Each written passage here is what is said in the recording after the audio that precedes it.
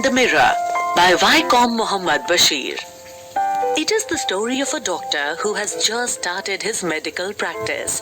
He earns a meager income and lives in a small rented room, which is an outhouse with a tiled roof.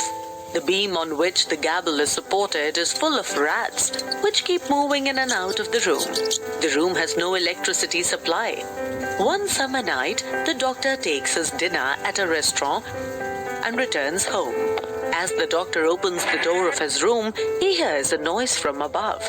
But he does not react because he is used to such noises. He lights the kerosene lamp, takes off his coat, shirt and vest, and opens the windows. He takes out a medical book from the table drawer to read.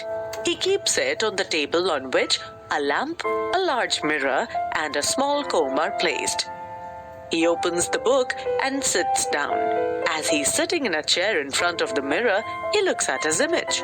He thinks that, as he is not married and is a doctor too, he should look handsome to get a better match for himself.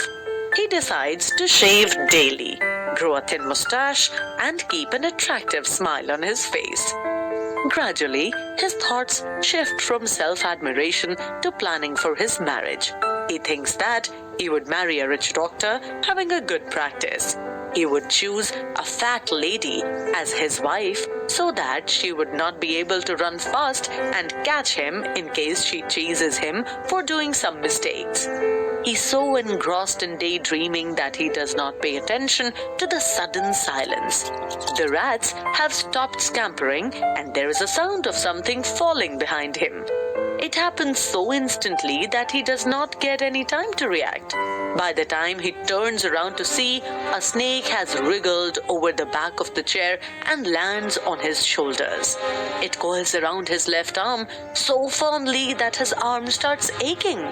It is a dangerous cobra with its hood spreading out, hardly 3 inches from his face. He sits there like a stone statue, afraid to move, lest the snake may bite him. He thinks of various medicines he has to take in case the snake bites him.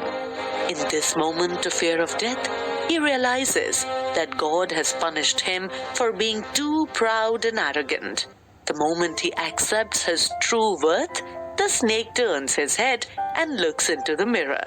The doctor thinks that maybe the snake is attracted towards its own beauty. That is why it is looking so carefully in the mirror. Slowly, it crawls off his body and creeps onto the table and moves towards the mirror, as if to enjoy its reflection in the mirror closely. As soon as the snake gets down from him, he quietly gets up from the chair, leaps through the yard and runs away to his friend's house.